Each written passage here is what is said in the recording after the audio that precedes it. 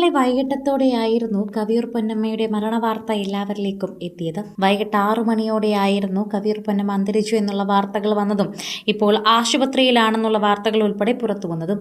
അതിനുശേഷം കവിയൂർ പൊന്നമ്മയുടെ പൊതുദർശനം ഇന്ന് രാവിലെ 9 മണി മുതൽ 12 മണി വരെ കളമശ്ശേരി മുനിസിപ്പൽ ടൗൺ ഹാളിൽ വെച്ച് നടക്കുമെന്നും അറിയിച്ചിട്ടുണ്ടായിരുന്നു.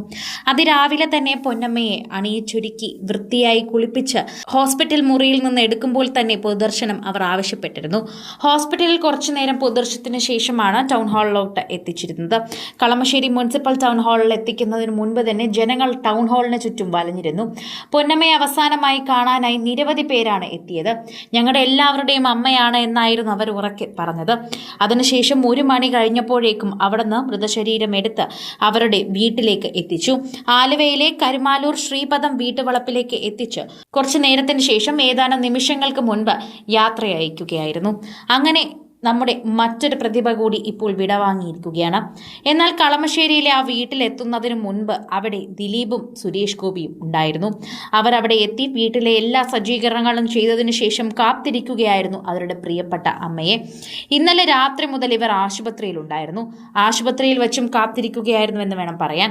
ആശുപത്രിയിൽ നിന്ന് ഇറങ്ങാൻ വേണ്ടിയായിരുന്നു എല്ലാവരും കാത്തിരുന്നത്.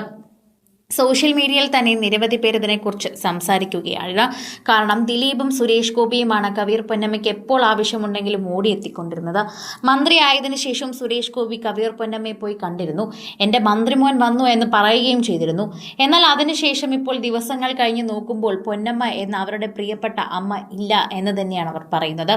ചേച്ചിയുടെ പ്രായമേ ഉണ്ടായിരുന്നുവെങ്കിലും അമ്മയെപ്പോലെ തന്നെയായിരുന്നു അവർക്ക് കവിയൂർ പൊന്നമ്മ. എല്ലാവർക്കും അതേ രീതിയിൽ തന്നെയാണ്.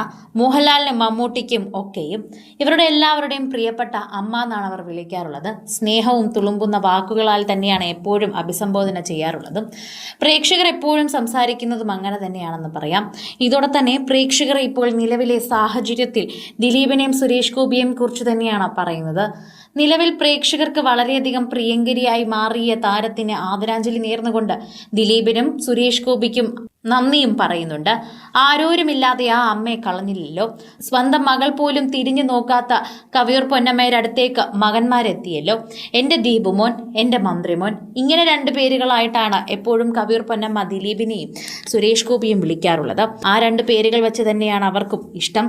അങ്ങനെ അവർ തന്നെ എല്ലാ കാര്യങ്ങൾക്കും മേൽനോട്ടം വഹിച്ചു. അവരുടെ തന്നെയാണ് എല്ലാത്തിനും ഓടി നടന്നത്. ഇന്നലെ ആശുപത്രിയിലും അവർ തന്നെയാണ് അവസാന നോക്ക് കാണാൻ വന്നത്. കുളിപ്പിക്കുന്നതിന് തൊട്ട് മുൻപും അവർ തന്നെയാണ് കയറി കണ്ടത്. അതിനുശേഷം ഇന്ന് രാവിലെ ആശുപത്രി മുതൽ ടൗൺ ഹാൾ വരെയും ടൗൺ ഹാൾ തൊട്ട് വീട് വരെയും എല്ലാത്തിനും കൂടെ നിന്നു.